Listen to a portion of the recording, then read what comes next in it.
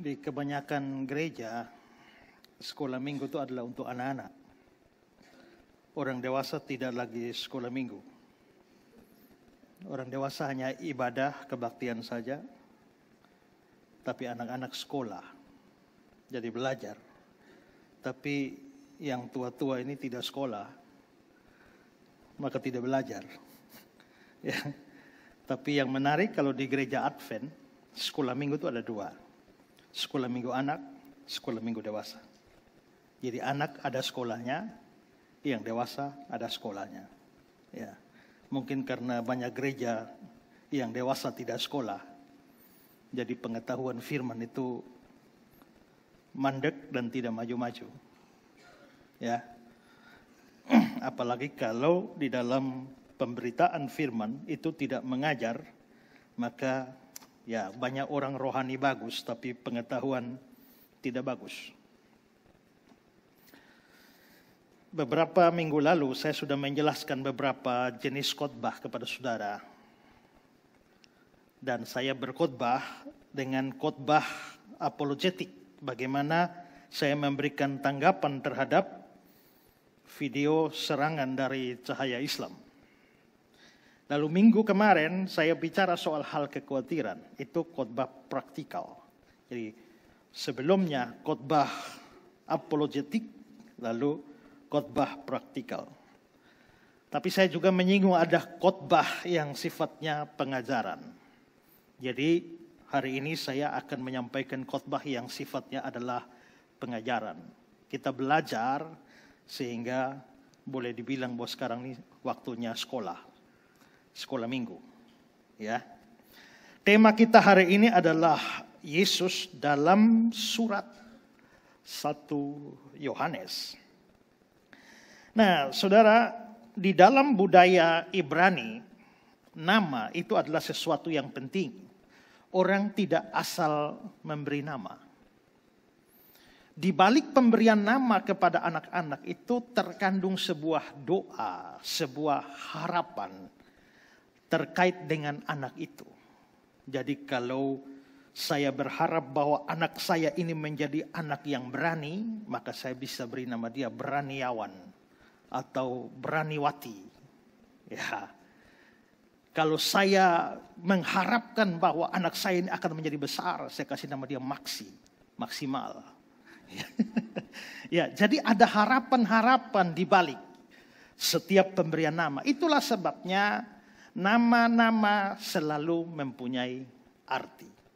Nama yang mempunyai arti, makanya kalau ternyata dia diberi nama seperti ini, tapi tiba-tiba hidupnya berubah. Kalau hidupnya berubah sudah tidak cocok dengan namanya. Karena itu nama perlu diganti. Maka Abram menjadi Abraham. Ya. Lalu Yakub itu menjadi Israel. Jadi perubahan nama itu penting. Nah, maka nama itu adalah gambaran diri, gambaran orangnya. Jadi nama bukan hanya sekedar label, kata Dr. Abineno. Ya, nama bukan semacam label atau etiket yang kita pasang untuk menjadi tanda supaya bisa dipanggil. Tidak. Nama lebih daripada sekedar itu. Nama saya adalah saya. Nama Anda adalah Anda. Nama Tuhan adalah Tuhan. Karena itu jangan menyebut nama Tuhan dengan sembarangan. Karena waktu kamu menyebut nama Tuhan dengan sembarangan, itu sama dengan kamu tidak menghormati pemilik nama itu, yaitu Tuhan. Maka yang sedikit-sedikit bilang, ya Allah, ya, oh my God. Tapi hati dan pikiran tidak kepada God, tidak kepada Allah, itu menjadi penggunaan nama yang sia-sia. Ya, juga nama Yesus, ya. Apalagi dikaitkan dengan darah Yesus. Ada yang pergi ambil makanan di pesta, begitu dia keluar mie dari sebelah-sebelah, lalu teman-teman lihat darah Yesus. Entah apa hubungan mie dengan darah Yesus. Nah, itu namanya penggunaan yang sia-sia. Nama itu sesuatu yang penting. Karena itu pemberian nama itu juga tidak sembarangan. Makanya waktu bayi Natal itu lahir, itu tidak sembarangan dia dikasih nama Yesus. Karena itu ada arti. Matius 1 ayat 21. Dia akan melahirkan anak laki-laki dan engkau akan menamakan dia Yesus. Kenapa kasih nama Yesus? Karena dialah yang akan menyelamatkan umatnya dari dosa mereka. Berarti nama Yesus itu terkait dengan penyelamatan dari dosa. Mengapa? Karena Yesus itu bahasa Yunaninya Iesus. Yesus itu Latin. Yesus itu Yunaninya. Ibraninya adalah Yosua atau Yesaya atau Hosea. Itu sama akarnya. Maka pernah ada orang tanya sama saya, Pak, kalau anak saya lahir tanggal 25 Desember, boleh kasih nama Yesus? Boleh. Kalau boleh kasih nama anak Yosua, kalau boleh kasih nama anak Yesaya, kasih nama anak Hosea, maka Yesus juga bisa. Karena sama saja Yesus dengan Yosua itu sama. Jadi orang yang nama Yosua sebenarnya itu Yesus itu. Ya. Jadi boleh kasih nama anak Yesus. Tapi jangan kasih nama Yesus Kristus. Karena kalau besok-besok dia jadi perampok, lalu berita datang keluar headline, Yesus Kristus merampok bank, nah itu menjadi masalah. Ya, jadi nama itu penting. Nah kalau bicara nama, ada dua macam nama. Yang pertama itu disebut personal name, itu nama diri. Nah sama seperti saya, personal name-nya adalah Esra. Yang WL tadi personal name-nya adalah Agustina. Tapi nama juga itu tidak hanya personal name, tapi itu juga bisa gelar atau sebutan atau juga ungkapan tentang orang itu. Jadi misalnya Yesus itu nama diri, tapi Kristus itu bukan nama diri. Kristus itu jabatan. Ya. Jadi Kristus itu bukan apalagi fam, itu bukan fam.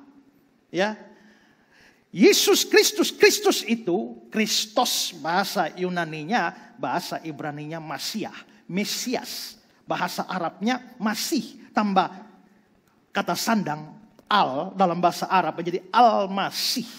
Jadi Al-Masih itu sama dengan Kristus, sama dengan Hamasiah atau Mesias yang artinya yang diurapi. Jadi Yesus Kristus, Yesus itu artinya apa? Artinya juru selamat.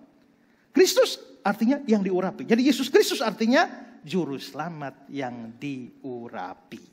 Ya, begitu. Nah, karena itu ada nama-nama. Pernah ada orang tanya saya, Pak, sebenarnya bayi Natal yang dilahirkan itu namanya Yesus atau namanya Immanuel? Soalnya dia akan disebut Immanuel. Nah, Yesus itu nama diri, tapi Immanuel itu gelar. Atau ini. Itu seperti Yesaya 9 ayat 5 juga. Namanya disebutkan orang, penasihat ajaib, Allah yang perkasa, Bapa kekal, Raja damai. Itu gelar, tapi disebut nama. Nah, karena itu nama, seperti saya bilang, nama itu bisa nama diri, bisa gelar-gelar atau sebutan-sebutan untuk penyandang nama itu. Dan karena nama itu adalah gambaran dari orang. Nama itu bisa menunjukkan karakter orang. Nama itu bisa menunjukkan tujuan seseorang. Nama itu bisa menggambarkan apa yang dikerjakan atau akan dikerjakan oleh orang atau si penyandang nama. Nah, kalau begitu maka nama Yesus jelas menunjukkan apa yang dia lakukan. Yaitu juru selamat. Atau menyelamatkan dunia umatnya dari dosa. Yesus ini di dalam Alkitab itu disebutkan dengan begitu banyak nama atau gelar. Ya, kita tidak ngomong dalam perjanjian lama. Di dalam perjanjian baru sendiri itu kira-kira ada 100 nama, 100 sebutan, 100 gelar yang diberikan kepada Yesus ini. Misalnya di dalam kitab Wahyu kita bisa mengenal, oh akulah Alfa dan Omega. Berarti Alfa dan Omega itu adalah salah satu gelar dari Kristus itu atau oleh Yesus itu. Nah, hari ini saya ketika membaca surat 1 Yohanes, saya menemukan bahwa Yohanes menggunakan sejumlah nama, sejumlah sebutan atau gelar untuk Yesus. Dan itu adalah nama-nama atau gelar-gelar yang penting sekali. Karena itulah hari ini saya ingin mengkhotbahkannya, yaitu Yesus dalam surat 1 Yohanes. Nah, Rasul Yohanes di dalam suratnya yang pertama ini, dia kalau kita baca seluruh pasal itu, dia memberikan beberapa sebutan. Sebutan apa saja? Yang pertama adalah Yohanes menyebut Yesus sebagai firman hidup. Word of life. Perhatikan di pembukaan surat 1 Yohanes. Apa yang telah ada sejak semula, yang telah kami dengar, yang telah kami lihat dengan mata kami, yang telah kami saksikan, dan telah kami raba dengan tangan kami tentang firman hidup, itulah yang kami tuliskan kepadamu. Tentang firman hidup itu pasti Yesus. Berarti Yesus itu mempunyai gelar firman hidup. Nah, apa artinya Yesus disebut sebagai firman hidup? Nah, firman hidup. Saya mau bagi dua pembahasannya. Pertama firman, kedua hidup. Pertama, mari kita lihat soal firman. Ini diungkapkan oleh Rasul Yohanes, penulis surat 1 Yohanes. Dan ini khas Yohanes.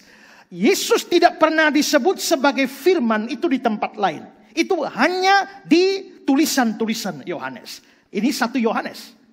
Lalu di Injil Yohanes, misalnya Yohanes 1 ayat 1 pembukaannya, pada mulanya adalah firman. Firman itu bersama-sama dengan Allah. Firman itu adalah Allah. Itu Yesus maksudnya. Lalu di Wahyu pasal 19, kitab Wahyu kan ditulis oleh Yohanes juga. Dan dia memakai jubah yang telah dicelup dalam darah, dan namanya ialah firman Allah. Jadi firman itu adalah gelar bagi Yesus, dan itu khas Yohanes. Nah, saudara-saudara, kata firman ini bahasa Yunani adalah logos.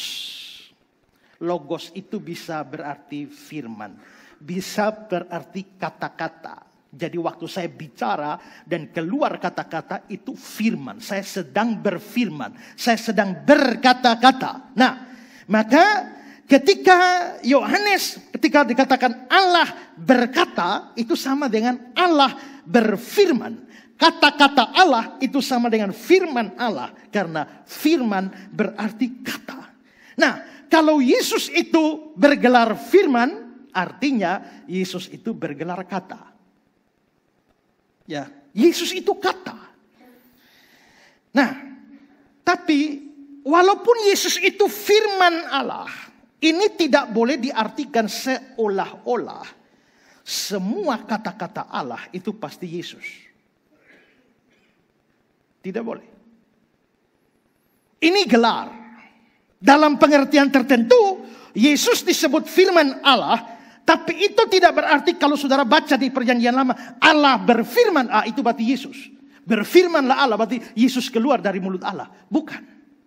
Ini penting karena ada orang yang mengajarkan doktrin Tritunggal tapi dengan dasar yang salah. Mereka mengatakan bahwa di dalam Kejadian 1 itu sebenarnya Tritunggal sudah muncul. Maka dikutiplah Kejadian 1 ayat 1 sampai 3. Pada mulanya Allah, nah itu Bapa, menciptakan langit dan bumi. Bumi belum berbentuk dan kosong. Gelap gulita menutupi samudera raya, dan Roh Allah itu Roh Kudus melayang-layang di atas permukaan air. Sampai di sini benar. Tapi ayat 3, berfirmanlah Allah. Nah, berfirman, firman ini Yesus. Jadi Allah Bapa di ayat 1, Roh Kudus di ayat 2, Yesus di ayat ketiga. Ini salah. Kenapa? Karena berfirmanlah Allah itu hanya berarti harfiah. Allah ngomong. Allah mengeluarkan kata-kata dari mulut Allah. Tapi itu tidak berarti itu Yesus. Jadi Yesus bergelar firman, tapi tidak semua firman itu adalah Yesus. Ya. Nah, sekarang persoalannya adalah mengapa Yesus disebut firman atau kata-kata.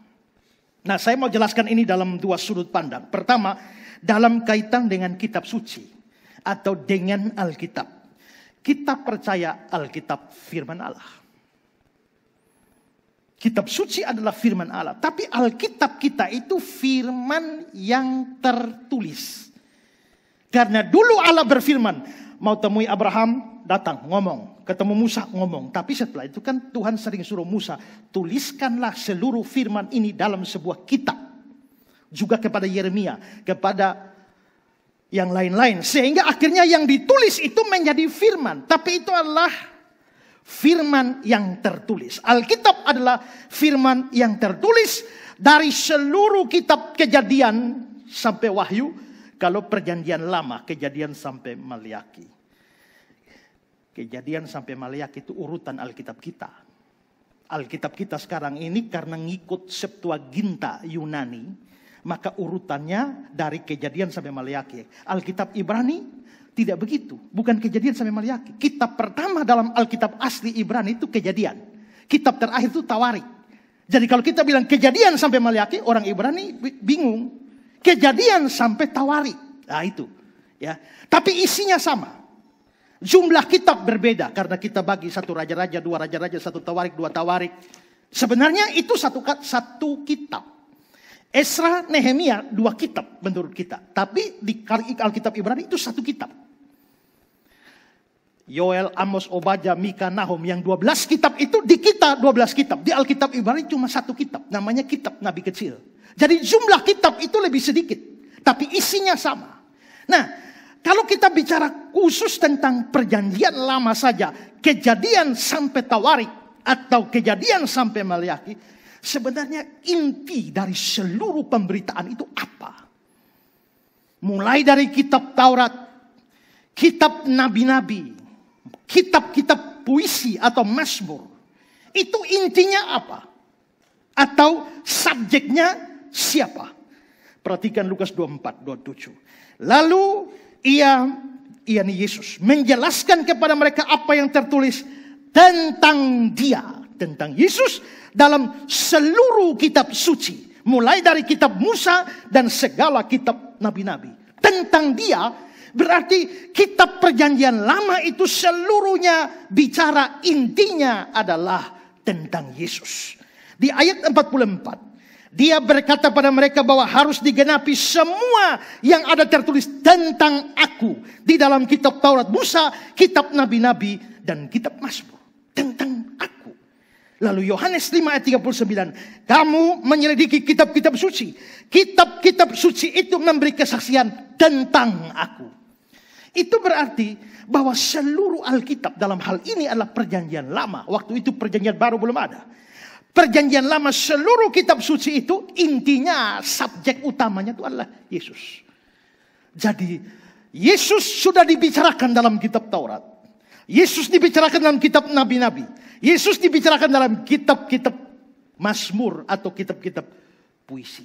Semua bicara Yesus. Maka Yesus itu adalah inti dari Alkitab atau kitab suci yang adalah firman yang tertulis. Karena dia adalah subjek dari firman yang tertulis, maka layaklah dia itu mempunyai gelar firman Allah.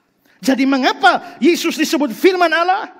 Karena dialah subjek atau inti pemberitaan dari firman yang tertulis. Yesus itu yang utama. Kalau seluruh kitab suci bicara Yesus, dia subjek utama, dia tokoh utama, dia inti pemberitaan kitab suci. Maka seharusnya kalau orang memang mau berbicara atau berkhotbah dari kitab suci, dia harus banyak bicara tentang Yesus. Hari ini banyak orang berkhotbah, tapi tidak lagi berbicara cukup banyak tentang siapa Yesus. Orang lebih banyak bicara soal hidup makmur. Orang bicara soal bagaimana hidup berkelimpahan. Bagaimana sukses di dalam dunia ini. Dan itu mendominasi begitu banyak member gereja. Tapi berapa banyak yang sungguh-sungguh bicara tentang Yesus. Seorang pemberita firman. Seorang pengkhotbah. Dia harus menjadikan Kristus menjadi berita utama di dalam setiap pemberitaannya. Seperti saya pernah cerita, ada pendeta yang naik khotbah. Lalu dia mulai dengan kesaksian dan cerita. Lalu dia cerita tentang anak pertamanya yang sedang kuliah di Amerika. Anak keduanya di Kanada, anak yang ketiga di negara mana. Dia pokoknya menghabiskan cukup banyak. Anak pertama saya di sini, dia kerja di sini, dia kawin dengan ini. Sekarang punya ini, jadi saya ini sudah opa-opa loh. Saya sudah opa sekian cucu. Dia banyak bercerita. Habis itu, amin. Begitu keluar, pendeta biasa duduk berdiri di pintu jemaat, salaman-salaman. Lalu satu jemaat pegang tangan Pak Pendeta, terima kasih. Dengan mendengar khotbah Bapak, saya menjadi lebih mengenal anak-anak Bapak. Ya, karena anak-anak Bapak mendominasi pemberitaan. Jikalau Yesus itu inti dari kitab suci, seharusnya Yesus lebih banyak diberitakan. Bahkan lebih banyak diberitakan daripada pemberitaan tentang kita. Ya. Jadi mengapa Yesus disebut firman? Karena dialah inti dari firman yang tertulis, yakni Alkitab. Kedua adalah dalam kaitan dengan pengenalan akan Allah. Manusia harus kenal Allah. Umatku binasa kalau tidak mengenal Allah. Tapi apakah bisa manusia kenal Allah? Mustahil. Mustahil karena Allah itu begitu besar. Allah itu Hu Akbar. Begitu besar, dia begitu tinggi sampai kita tidak mungkin. Mustahil bagi manusia memahami Allah. Di dalam kitab Ayub pasal 11 ayat 7. Dapatkah engkau memahami hakikat Allah, menyelami batas-batas kekuasaan yang maha kuasa? Tingginya seperti langit, apa yang dapat kau lakukan? Dalamnya melebihi dunia orang mati, apa yang dapat kau ketahui? Lebih panjang daripada bumi ukurannya, lebih luas dari samudra. Pasal 36 ayat yang ke-26. Sesungguhnya Allah itu besar, tidak tercapai oleh pengetahuan kita. Kita perlu kenal Allah. Masalahnya mustahil bagi kita untuk mengenal Allah. Karena dia terlalu besar. Lalu bagaimana caranya manusia bisa kenal Allah? Harus Allah yang perkenalkan diri. Nah, tindakan Allah perkenalkan diri itu namanya wahyu. Revelation. Jadi, kalau saya perkenalkan diri pada saudara, saya sedang mewahyukan diri saya. Saya sedang mengeluarkan diri saya dari selubung-selubung saya, supaya saudara jadi tahu saya. Itu namanya wahyu. Nah, Allah pernah memperkenalkan diri lewat alam semesta. Ya, di dalam Mazmur pasal 19, langit menceritakan kemuliaan Allah, cakrawala memberitakan pekerjaan tangannya. Jadi Allah memperkenalkan diri dan kemuliaannya pada kita melalui ciptaan. Dia mencipta langit, kita lihat langit. Kita lihat matahari, kita lihat bulan, kita lihat bintang. Betapa besarnya Allah, betapa luar biasanya Allah. Bila kulihat bintang gemerlapan, begitu saya lihat semua, saya sadar. Semua ini besar, semua ini raksasa. Siapakah saya yang kecil ini? Tapi kalau Allah bisa cipta yang begini besar, dia pasti lebih besar dari semua yang dia cipta. Maka saya sampai pada pengakuan, sungguh besar kau Allahku. Bila kulihat bintang gemerlapan, bila saya melihat ciptaan, saya sampai pada pengenalan akan Allah, sungguh besar kau Allah. Maka Allah memperkenalkan diri lewat alam. Tapi ternyata Allah memperkenalkan diri lewat alam ini ada dua masalah tersisa. Pertama, karena melihat alam saja tidak cukup untuk memberi segala kebenaran tentang Allah. Ya, waktu saya lihat bintang, luar biasa Tuhan, sungguh Tuhan besar. Tapi waktu saya lihat bintang, saya tidak bilang, wah saya lihat bintang, ternyata neraka ada. Tidak bisa. Waktu saya lihat matahari, luar biasa ciptaan Tuhan. Tapi saya tidak bisa lihat matahari. Begitu saya lihat matahari, ternyata saya ini orang berdosa. Kan tidak bisa. Berarti ada banyak kebenaran yang tidak tersampaikan hanya dengan melihat alam. Maka itu masalah pertama. Masalah kedua, tambah dengan dosa. Harusnya dengan melihat benda-benda ciptaan Tuhan, orang bisa kenal Tuhan. Tapi karena dosa, sekarang orang sudah lihat ciptaan Tuhan, bukannya kenal Tuhan, malah jadi menyembah berhala. Lihat bintang, bukannya memuji Tuhan pencipta bintang, malah menyembah bintang. Lihat matahari, malah menjadi penyembah matahari. Lihat bulan, jadi penyembah bulan. Maka dalam 2 Raja-Raja 23 ayat 5, dia menghentikan para imam dewa asing yang telah diangkat oleh raja-raja Yehuda, membakar korban di bukit pengorbanan di kota-kota Yehuda dan sekitar Yerusalem, dan juga orang-orang yang membakar korban itu Baal untuk dewa matahari, untuk dewa bulan, untuk rasi-rasi bintang. Jadi penyembahan matahari, bulan, bintang itu sudah ada dulu.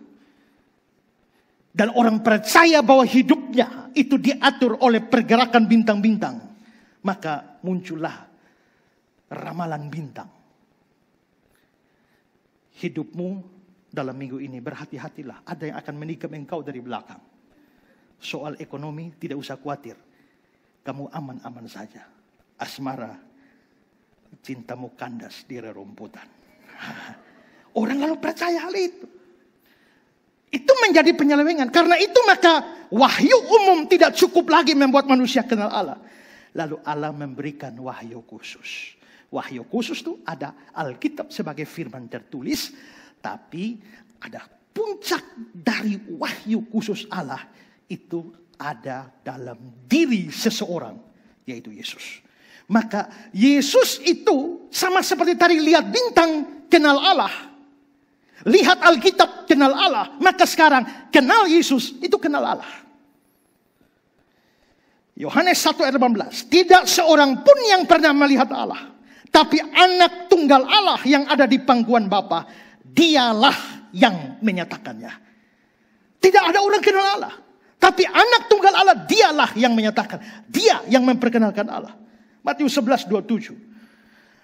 Tidak seorang pun mengenal Bapa selain anak. Dan orang yang kepadanya anak itu berkenan menyatakan. Kalau anak itu tidak menyatakan Bapa kepadamu, kamu tidak akan tahu Bapa.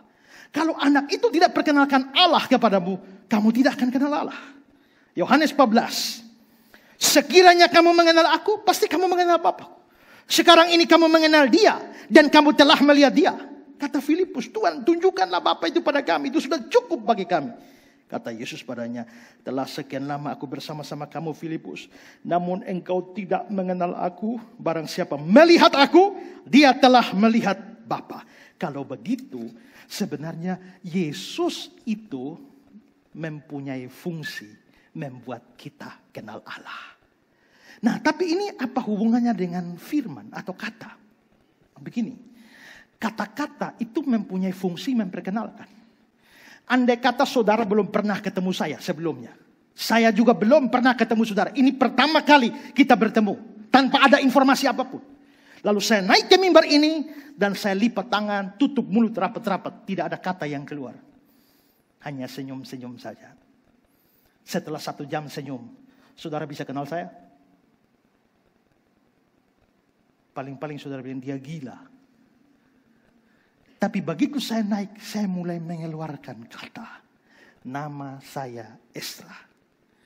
Saya seorang pendeta. Saya asli orang NTT. Begitu 3 kalimat saya keluarkan, saudara jadi kenal saya kan? Oh, ini namanya Esra. Oh, dia pendeta. Oh, dia asal NTT. Makin banyak kata saya keluarkan, saudara makin banyak kenal saya. Saya dulu SMA, itu di SMA 2 Kupang. Tapi saya tamat dari SMA 1 Kupang. Setelah itu saya pergi ke Malang dan sekolah teologi di sana, S1. Setelah itu saya kuliah S2 di Jogja. Lalu sekarang saya ada kuliah S3. Makin banyak saya ngomong, keluarkan kata, saudara makin tahu. Makin kenal. Itu berarti kata-kata berfungsi memperkenalkan diri. Nah, Yesus itu memperkenalkan Allah kepada kita. Maka kita bisa kenal Allah lewat Yesus. Karena kata-kata mempunyai fungsi memperkenalkan diri, maka Yesus diberi gelar kata. Yesus diberi gelar firman.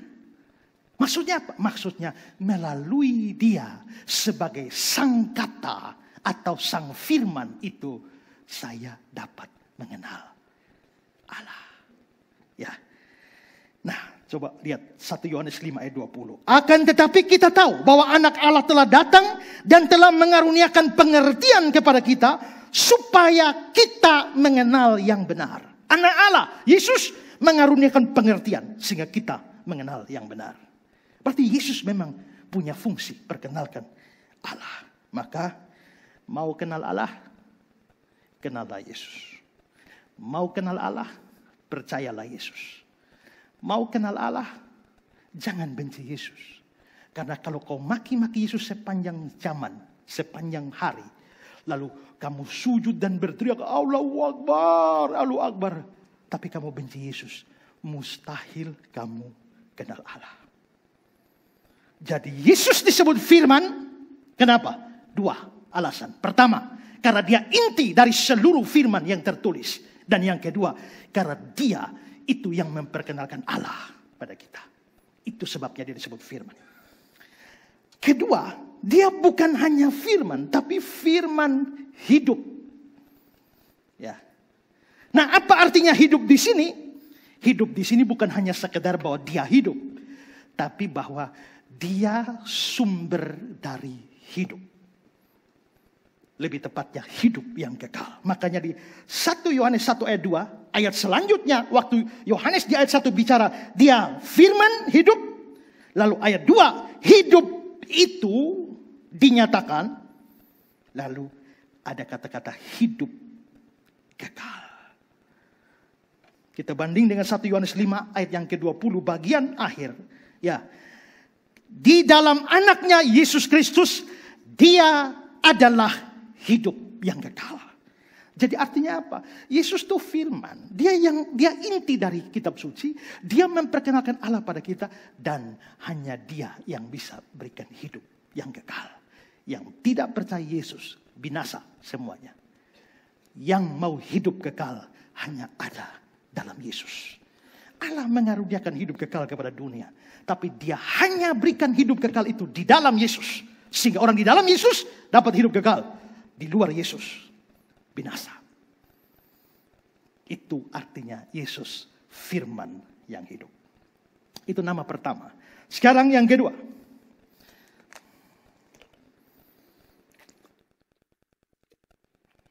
Yang kedua, anak Allah atau anak tunggal Allah. Ini muncul di dalam tulisan Yohanes di dalam suratnya yang pertama. Kembali ke 1 Yohanes 5 ayat 20. Bagian akhirnya. Dan kita ada di dalam yang benar. Di dalam anaknya. Yesus Kristus. Anak Allah. Di pasal 4 ayat 9. Ya. Yaitu bahwa Allah telah mengutus anaknya yang tunggal. Tadi anaknya. Sekarang anaknya yang tunggal. Di dalam Alkitab. Ada banyak pihak disebut sebagai anak Allah. Israel. Bangsa Israel itu anak Allah. Hosea 11. Dari Mesir kupanggil anakku. Itu bangsa Israel. Jadi Israel itu anak Allah.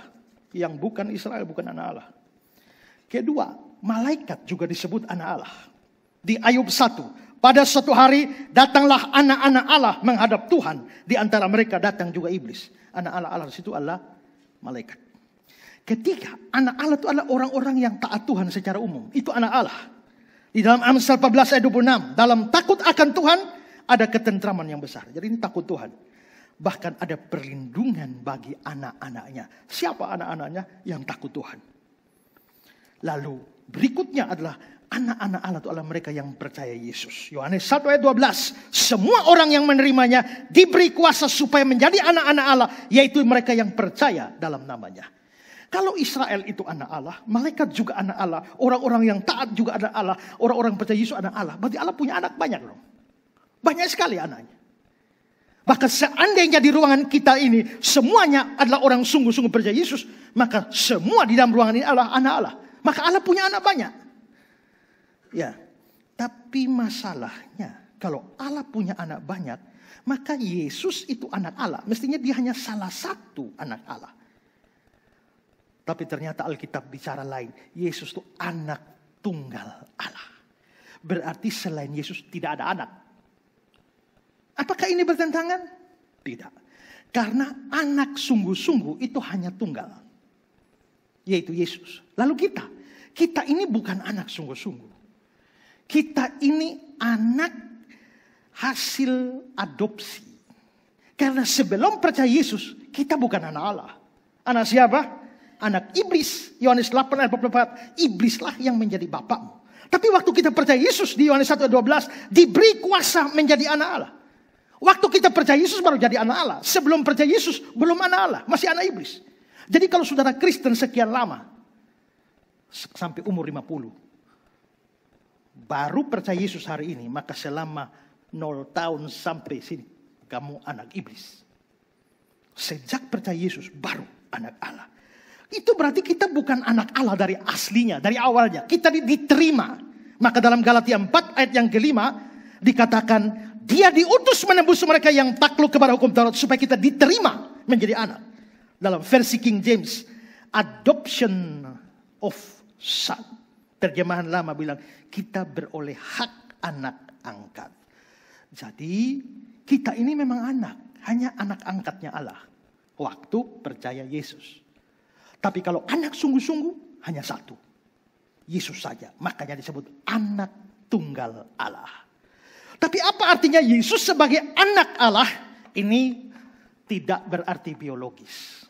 Ya, jadi jangan berpikir bahwa Yesus anak Allah berarti Allah kawin dengan istrinya, ya, lalu melahirkan Yesus, atau Allah kawin dengan Maria, lalu Maria hamil, lalu melahirkan Yesus. Itu omongan bodoh. Makanya dengan kebodohan semacam itu, lalu Rizik Sihab bilang Yesus anak Allah, lalu siapa jadi bidannya? Itu karena kebodohan membayangkan bahwa anak Allah itu sebagai biologis. Tidak, Yesus anak Allah tidak seperti kambing beranak. Tidak seperti babi beranak. Ini bukan soal fisik. Bukan soal biologis. Nah, anak Allah itu Yesus punya pengertian. Kalau mereka menyerang kita, Allah tidak beranak dan tidak memperanakan. Lalu dipakai untuk menyerang kepercayaan Kristen, Yesus anak Allah. Itu kepercayaan yang salah, itu serangan yang salah sasaran. Kita nggak percaya begitu. Namanya sesat pikir itu. Kalau kau mau serang, pastikan saya percaya itu baru serang. Jangan kamu menyerang sesuatu yang saya sendiri tidak percaya. Allah tidak beranak dan tidak memperanakan. Saya jawab, amin. Saya juga setuju. Kalau itu soal biologis, saya setuju Allah tidak beranak, tidak memperanakan. Tapi maknanya Yesus anak Allah itu lain. Ya. Nah, sebelum saya jelaskan ini, kita lihat dulu. Kalau saya mengaku saya anak Allah, kan juga Israel juga sendiri anak Allah, nggak ada soal. Orang-orang yang takut Tuhan juga anak Allah. Pemimpin-pemimpin Israel, Daud, Salomo itu anak Allah, tidak ada soal. Orang Yahudi tidak protes ketika seseorang disebut anak Allah. Anehnya, waktu Yesus mengaku anak Allah, mereka mau bunuh dia. Ya, Yohanes 19. Jawab orang-orang Yahudi padanya, kami mempunyai hukum, menurut hukum itu dia harus mati. Kenapa dia harus mati? Karena dia menganggap dirinya sebagai anak Allah. Kalau saya mengaku anak Allah tidak ada problem. Israel sendiri anak Allah. Tapi kenapa Yesus mengaku anak Allah, kalian mau bunuh dia? Ya. Markus 14. Tetapi ia tetap diam dan tidak jawab apa-apa. Imam besar bertanya, apakah engkau Mesias, anak dari yang terpuji, anak Allah? Jawab Yesus, akulah dia. Berarti Yesus mengaku dia anak Allah. Lalu lihat bagian terakhir ayat yang 64. Kamu sudah mendengar hujatnya terhadap Allah. Bagaimana pendapat kamu? Dengan suara bulat memutuskan bahwa dia harus dihukum mati. Jadi mengapa Yesus harus dihukum mati? Karena dia mengaku dia anak Allah. Sedangkan Israel juga kan anak Allah. Kenapa tidak bunuh diri saya semua? Itu berarti ketika Israel mengaku sebagai anak Allah, maknanya dengan Yesus anak Allah beda. Ketika Daud, Salomo anak Allah, maknanya dengan Yesus itu beda. Ketika kita semua anak Allah, maknanya dengan Yesus anak Allah itu beda. Nah, orang Yahudi mau bunuh dia. Mengapa? Karena mereka percaya bahwa di balik pengakuan Yesus sebagai anak Allah, dia sebenarnya sedang mengklaim kesetaraan dan kesehakikatan dia dengan Allah. Hendriksen bilang, mereka langsung mengerti Yesus mengklaim untuk dirinya sendiri keilahian dalam arti yang setinggi-tingginya. Ya. Coba lihat Matius 14. Dan orang-orang yang di perahu itu menyembah dia, katanya, sesungguhnya engkau anak Allah. Kok anak Allah kok disembah? Kalau anak Allah bukan Allah, mestinya jangan disembah. Tapi kenapa menyembah dia tidak berkata sesungguhnya engkau Allah, tapi sesungguhnya engkau anak Allah?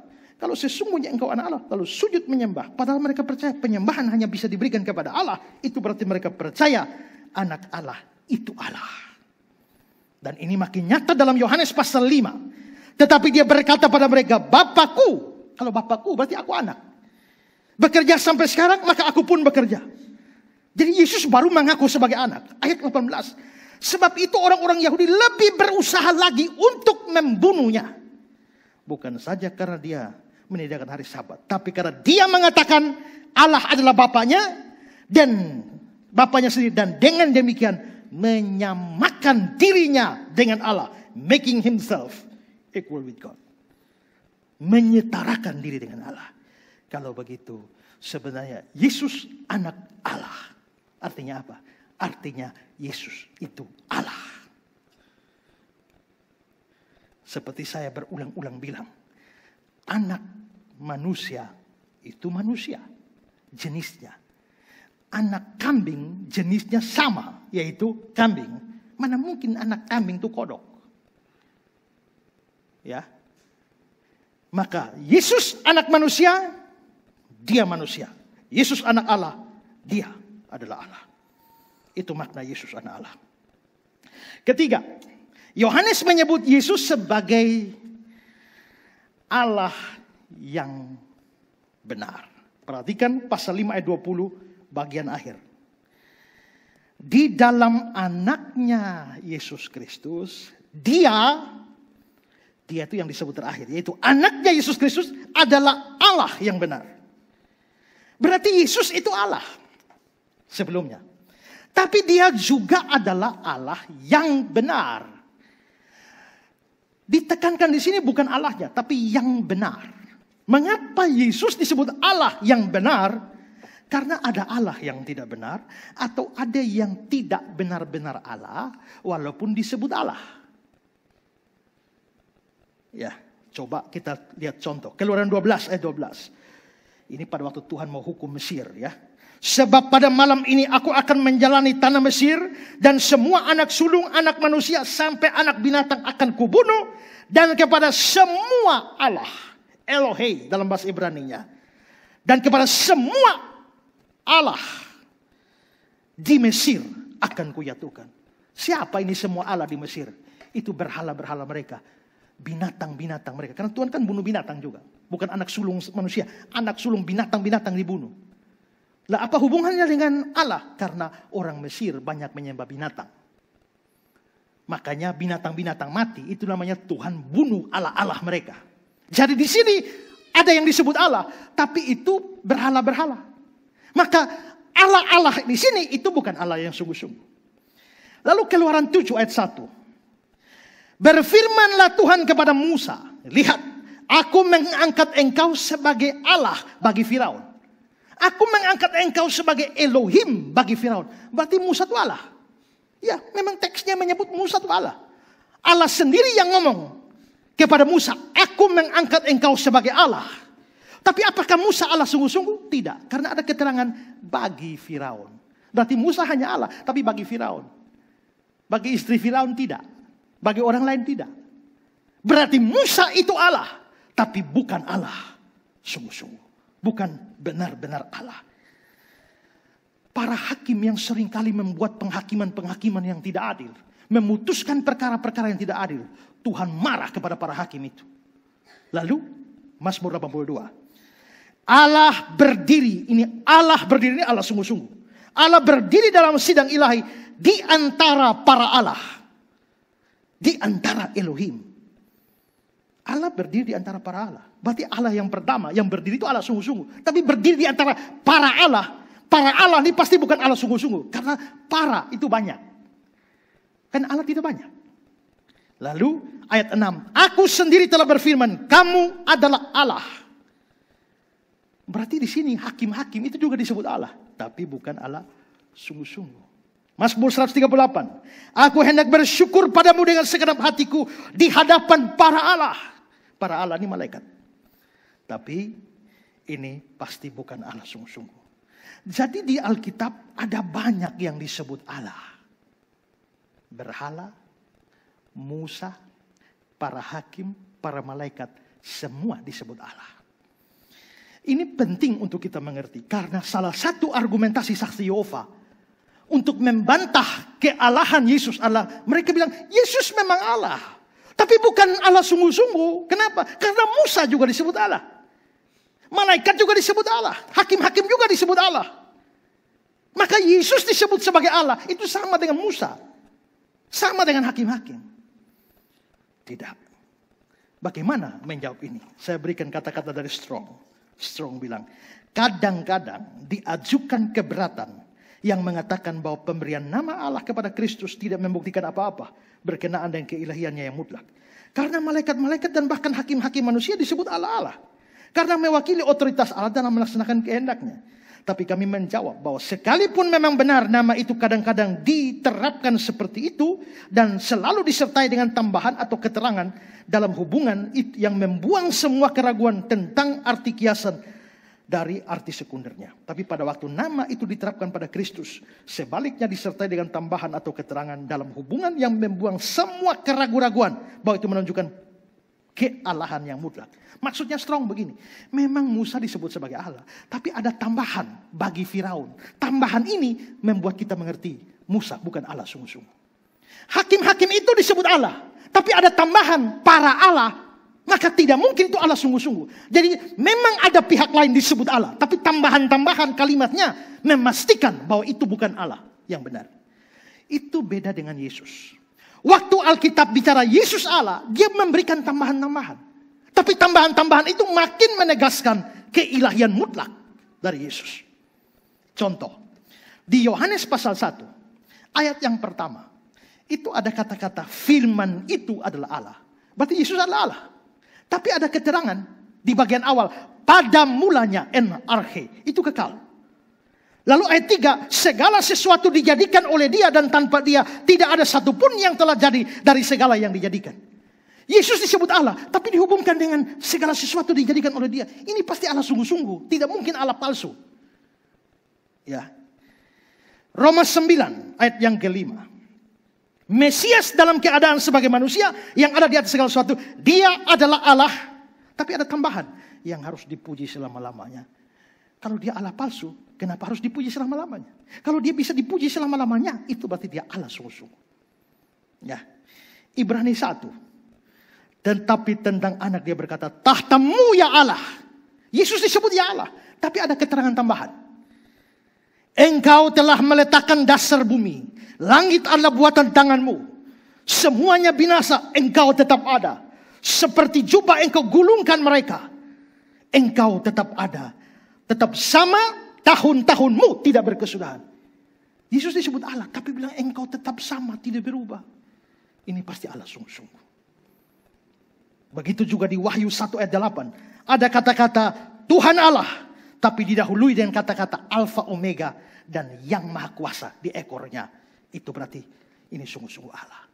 Kalau begitu, Musa memang Allah, tapi bukan the true God, Allah yang benar. Para hakim memang Allah, tapi bukan Allah yang benar. Malaikat itu Allah, tapi bukan Allah yang benar. Berhala-berhala itu Allah, tapi bukan Allah yang benar. Yesus itu Allah, tapi dia adalah the true God, Allah yang benar. Kalau Yesus Allah yang benar, maka menyembah Yesus, kita menyembah Allah yang benar. Tapi yang tidak menyembah Yesus, dia tidak sedang menyembah Allah yang benar. Dalam pulpit commentary saya kutipkan, orang ini, Yesus Kristus, adalah Allah yang benar. Bukan merupakan penyembahan berhala untuk menyembahnya.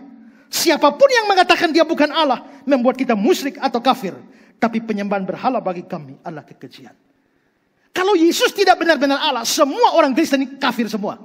Karena kita sedang menyembah berhala. Kita sedang mengangkat seorang manusia yang bukan Allah jadi Allah. Seperti tuduhan Islam kepada kita.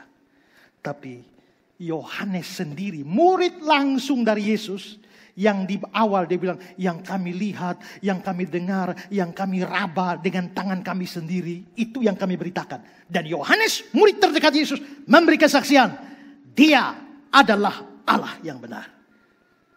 Jadi lebih baik percaya Yohanes toh, daripada percaya itu ustadz-ustadz ngawur itu. Ya, percaya Yohanes yang murid langsung. Dia Allah benar. Maka menyembah Yesus, bukan penyembahan berhala. Keempat, pendamai untuk dosa. Ini sebutan untuk Yesus. Ayat 2, pasal 2. Dia adalah pendamaian untuk segala dosa kita. Dia adalah pendamaian untuk dosa kita. Apa artinya? Sejumlah terjemahan Alkitab itu menerjemahkan sebagai propitiation atau expiation. Atau ada yang menerjemahkan korban yang menebus. Kata Yunaninya hilasmos. Dari akar kata hilao yang artinya sebenarnya adalah menenangkan. Jadi ini lagi marah. Saya bilang tenang, tenang. Saya menenangkan dia. Itu hilao. Nah, Yesus adalah pendamaian. Pendamai. Kalau kita ngomong damai, berarti sebelumnya ada yang bertikai. Kalau kita ngomong damai, berarti ada yang bermusuhan. Karena kalau orang tidak bermusuhan, tidak perlu perdamaian. Karena mereka sudah berdamai. Sedang ada dalam perdamaian. Tapi perdamaian dibutuhkan ketika ada permusuhan. Nah, Alkitab berkata bahwa kita manusia berdosa ini, kita itu musuh Allah. Kita seteru Allah. Maka kita dengan Allah sedang bermusuhan. Karena Allah memusuhi kita, kita juga memusuhi Allah.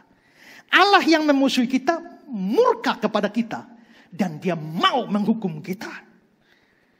Nah, Allah itu begitu murka. Dan Allah yang suci tidak mungkin membiarkan dosa. Maka dia pasti bereaksi terhadap dosa. Dan reaksi Allah kepada dosa itu adalah menghukum orang berdosa. Kesucian Allah membuat Allah dalam tanda petik tidak puas kalau dosa atau orang berdosa belum dihukum.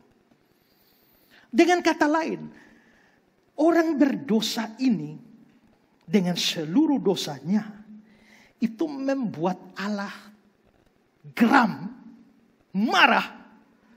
Allah tidak akan tenang sampai dia menghukum orang berdosa. Nah, kapan Allah tenang terhadap saya, orang berdosa? Sampai dia menghukum saya, baru dia tenang. Saya beri tanda petik ya, supaya jangan salah mengerti. Ya. Semua saudara adalah orang berdosa. Waktu Allah yang suci melihat saudara, dia tidak tenang sampai dia menghukum saudara.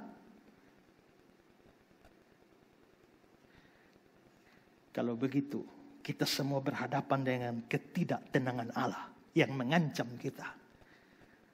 Tapi syukurnya adalah ada juru selamat, yaitu Yesus. Tapi juru selamat ini dia harus memuaskan murka Allah. Allah tadi sudah murka. Allah tidak tenang, mau menghajar kita semua, mau menghabisi kita semua. Tapi sekarang muncul Yesus sebagai juru selamat. Juru selamat itu harus menanggung hukuman kita semua. Baru Allah puas, baru Allah tenang. Maka juru selamat itu naik di atas kayu salib. Dan seluruh murka Allah untuk manusia ditimpakan pada dia. Murka itu seperti ditaruh di cawan untuk diminum.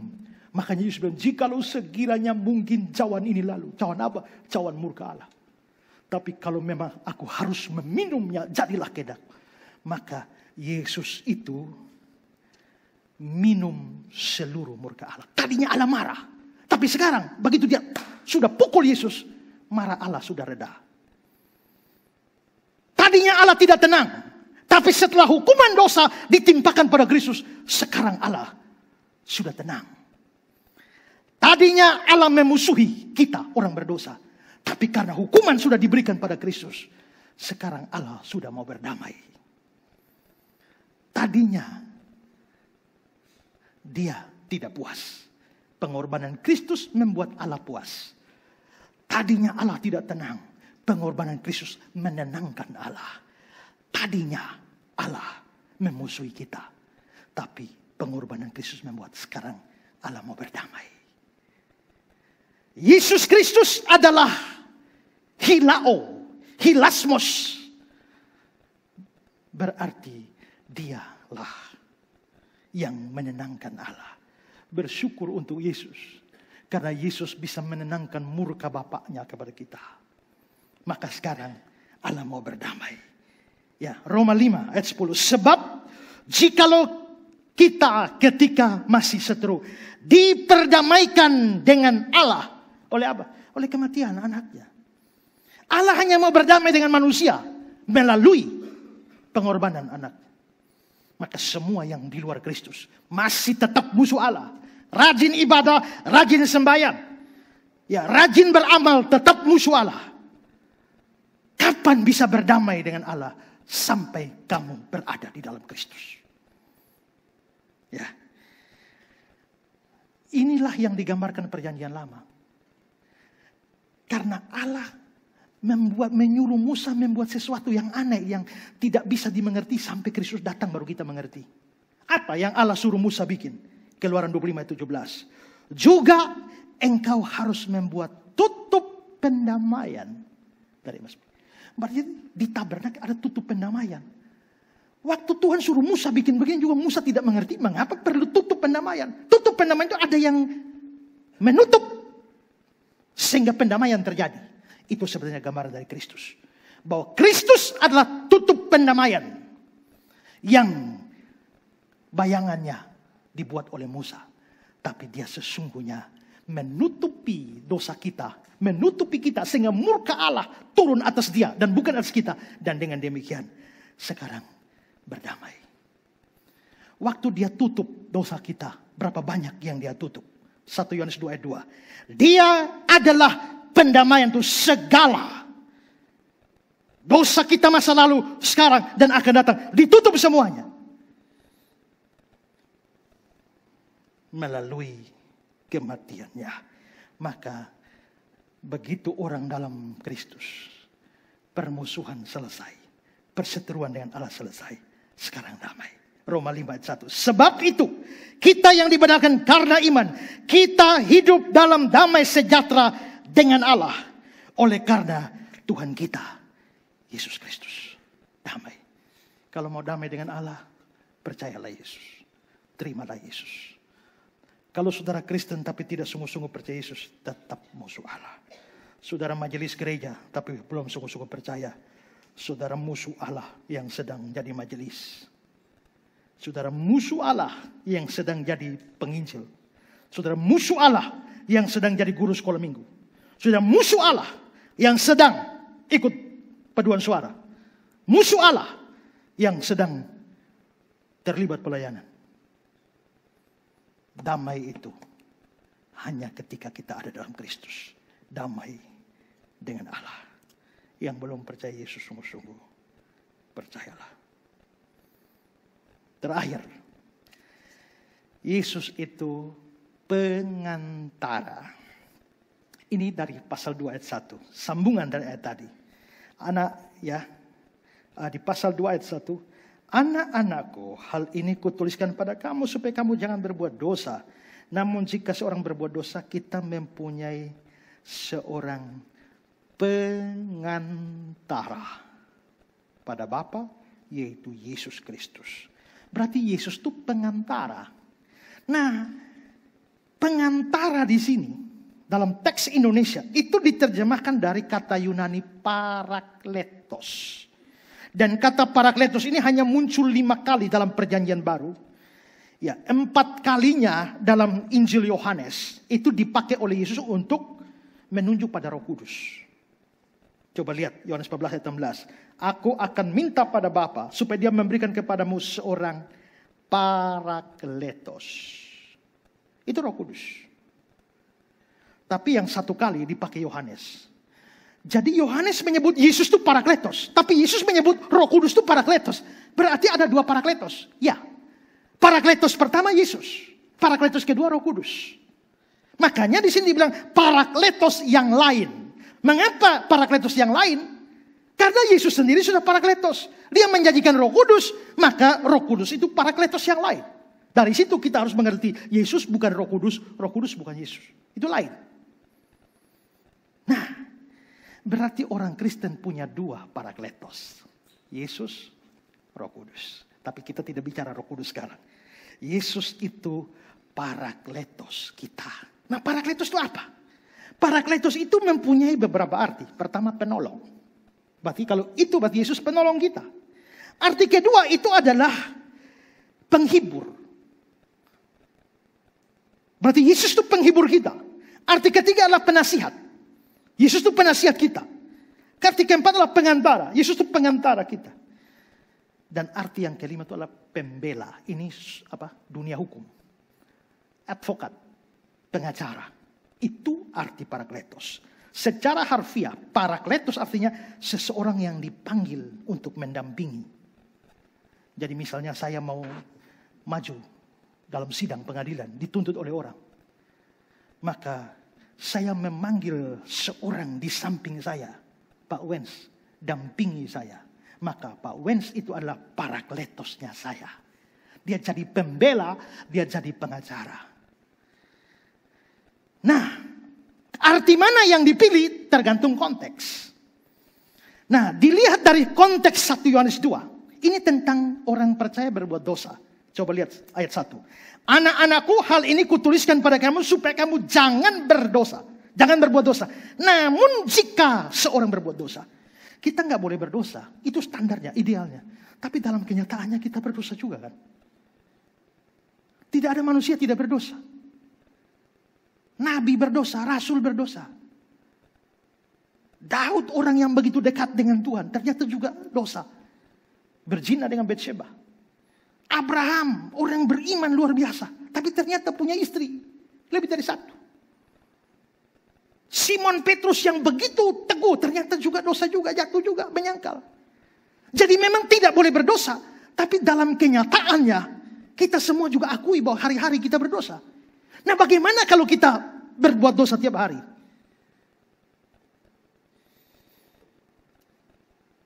Kita berbuat dosa, Yesus jadi Parakletos. Maka arti Parakletos yang cocok untuk konteks ini, itu adalah pembela. Perhatikan terjemahan Indonesia sehari-hari. Tetapi kalau ada yang berbuat dosa, maka kita mempunyai seorang pembela. Yaitu Yesus Kristus. Versi King James. We have an advocate. Kita mempunyai seorang pengacara. Berarti Yesus itu pengacara kita. Yesus itu pembela kita. Tapi pengacara atau pembela pada siapa? Perhatikan kembali ayatnya. Dia pengacara atau pembela Parakletos pada Bapa. Kalau begitu ini artinya apa? Begini. Saya orang berdosa. Saya orang berdosa. Tapi Yesus sudah menjadi pendamai untuk dosa saya. Dia sudah tutup semua dosa saya. Dosa dulu, dosa sekarang, dan dosa yang akan datang. Sampai saya mati. Sampai dosa terakhir sebelum saya turun lubang kubur. Yesus sudah tutup. Dia pendamai. Maka saya aman. Tapi ternyata besok saya bisa jatuh dalam dosa. Karena Allah suci, maka ketika besok saya berdosa, itu Allah gatal tangan. Ingin Tapi begitu Allah mau gatal tangan, mau hukum saya, ini saya bikin gambaran sedikit dramatis untuk menolong kita. Jadi begitu saya berdosa besok, Tuhan Allah sudah mau angkat tangan dan hajar saya. Tiba-tiba Yesus muncul, sabar. Dia jadi pembela. Mengapa engkau mau menghukum Ezra? Karena dia berdosa. Karena dia sudah percaya tapi dia berdosa. Lalu Yesus bilang, bukankah untuk dosa dia itu saya telah membayarnya di atas kayu salib? Bukankah waktu saya bayar di atas kayu salib termasuk dosa dia itu? Lalu mengapa engkau mau menghukum dia? Maka Allah tidak jadi menghukum saya. Karena kalau Allah menghukum saya, sedangkan dosa itu sudah dibayar, berarti Allah menuntut bayaran untuk hutang yang sudah selesai. Ya, ini sama seperti misalnya Pak Lomi berhutang pada Pak Wens 1 juta. Pak Lomi tidak bisa bayar. Datanglah saya sebagai juru selamat. Berapa hutang Pak Wens? Hutangnya Pak Lomi 1 juta. Saya bayar. Sudah selesai. Sudah lunas. Tiba-tiba Pak Wens ketemu Pak Lomi dan tagih lagi. Mana hutang? Maka saya akan tampil sebagai pembela. Pak Wens, bukankah untuk seluruh hutangnya saya sudah bayar? Kalau saya sudah bayar lunas, jangan lagi tuntut. Tuntut itu kurang ajar. Itu tidak adil. Bukankah seluruh hutang sudah dibayar? Jadi jangan menuntut dia. Yesus tampil sebagai pembela bagi kita. Ya, makanya dalam terjemahan NIV ayat ini berkata, ya, we have one speak to Father to our defense. Ya, kita mempunyai seseorang yang berbicara kepada Bapa untuk membela kita. Wow. Saudara, kita ini rindu taat Tuhan kan? Selalu berdoa, menyenangkanmu, senangkanmu. Tapi keluar dari tempat ini berapa banyak kita yang berguguran dan jatuh dalam dosa. Dan kalau Allah harus menghukum kita untuk setiap dosa kita, tidak ada yang selamat. Masuk neraka semua. Tapi bersyukurnya adalah setiap kali kita berbuat dosa, Yesus tampil sebagai pembela. Dia seolah-olah mengingatkan Allah. Allah, dia memang berdosa. Tapi untuk dosa itu kan bukankah saya sudah bayar? Kenapa mau hukum dia lagi? Maka terjemahan firman Allah yang hidup. Kalau kita melihat dulu di dalam Roma 8 ayat 34. Dibilang Kristus Yesus yang telah mati. Bahkan lebih lagi yang telah bangkit. Yang duduk di sebelah kanan Allah. Yang malah menjadi pembela bagi kita. Lalu Ibrani pasal 7:25. Saya kutip dalam terjemahan firman Allah yang hidup. Dia dapat menyelamatkan dengan sempurna semua orang yang datang kepada Allah melalui dia. Karena dia hidup untuk selama-lamanya.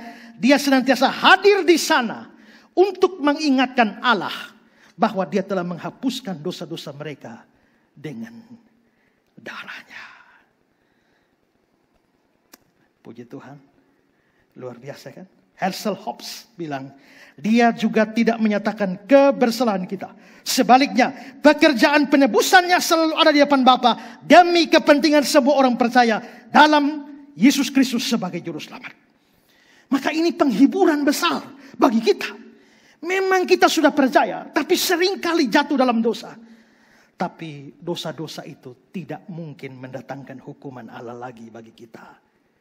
Karena peran Kristus sebagai pembela. Maka orang percaya pada Kristus tidak mungkin dihukum. Itu nats pembimbing kita tadi. Roma 8 ayat 1. Demikian sekarang tidak ada penghukuman bagi mereka yang ada dalam Kristus Yesus. Tidak ada penghukuman.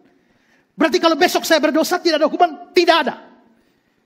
Tahun depan saya berdosa? Tidak ada. Semua dosamu tidak bisa dihukum oleh Allah. Karena Yesus Kristus sudah bayar semua. Kalau begitu mari kita berdosa seenaknya saja. Kalau kau pikir semacam itu tanda kau bukan orang percaya, maka Allah akan hukum engkau. Seorang percaya dia rindu taat, tapi fakta tidak taat. Seringkali mengecewakan. Tapi kita harus punya penghiburan bahwa di dalam Kristus Allah tidak bisa menghukum kita lagi. Lalu bagaimana kita berbuat dosa? Apakah kita bebas-bebas enak-enak saja? Tidak.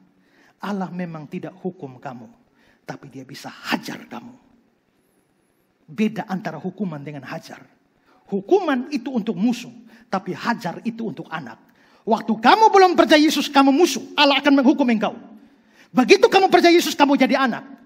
Karena kamu sudah anak dan nakal, Allah tidak menghukum seorang anak. Dia menghajar seorang anak. Maka kamu sudah percaya, tapi masih terus di dalam dosa. Tuhan ada saatnya menghajar kamu. Karena dia Bapa. Dia tidak menghukum kamu. Dengan kata lain, kalau hukuman itu melempar kamu ke neraka. Tapi itu tujuan hukuman. Tapi hajaran tidak bertujuan melempar ke neraka. Hajaran itu bertujuan untuk mengubah. Barang siapa ku kasihi, ia ku tegur dan ku hajar.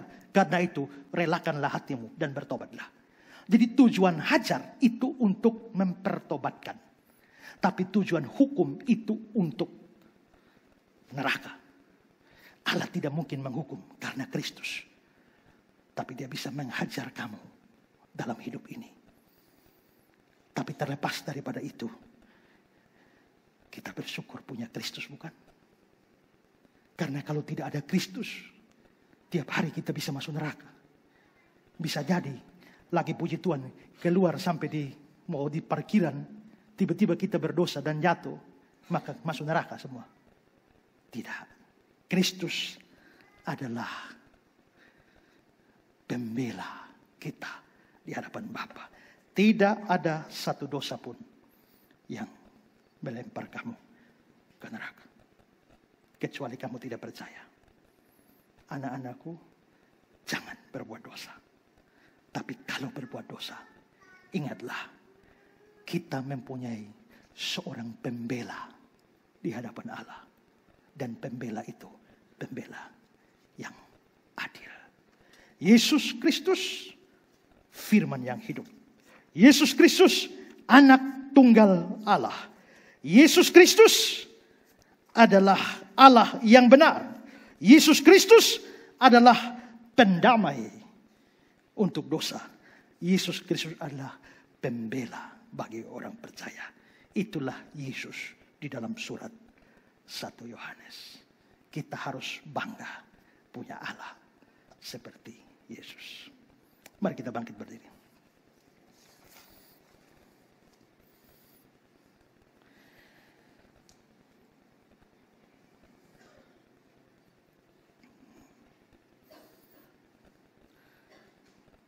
Melalui Yesuslah kita kenal Allah.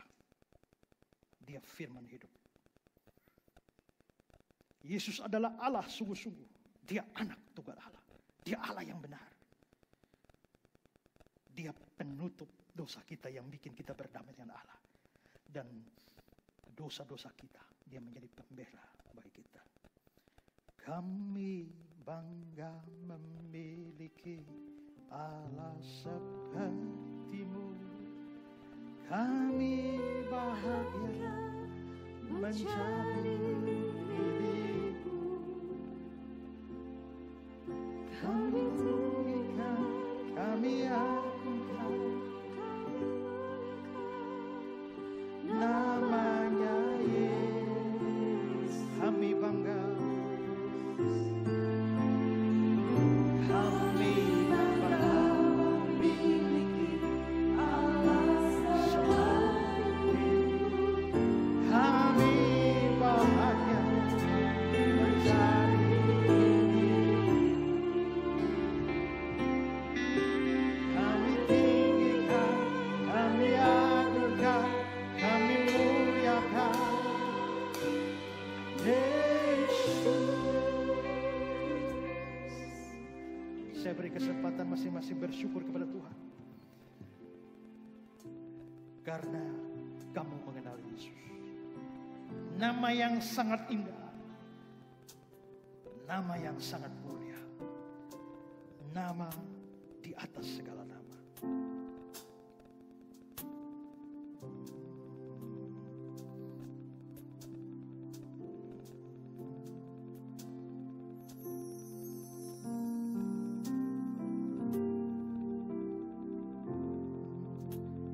Itu nama yang indah. Nama Yesus.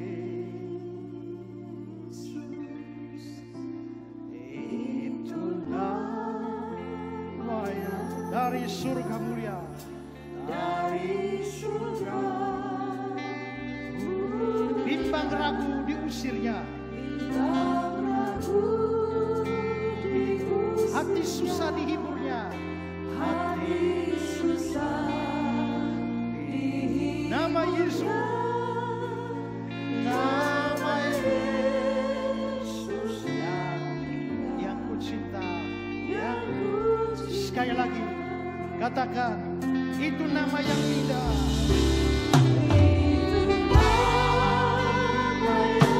Nama Yesus.